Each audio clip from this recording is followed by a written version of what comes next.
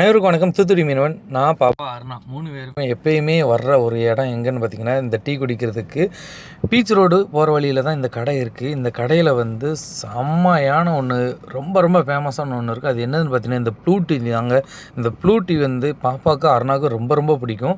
அது போக இவங்களுக்கு வந்து மில்க் ஷேக்லேயே ரொம்ப வகையெல்லாம் வச்சுருக்காங்க. இந்த ப்ளூ டீ மாதிரி ரொம்ப வகையான டீ, ஹெல்த்தான டீ இதெல்லாம் வச்சுருக்காங்க.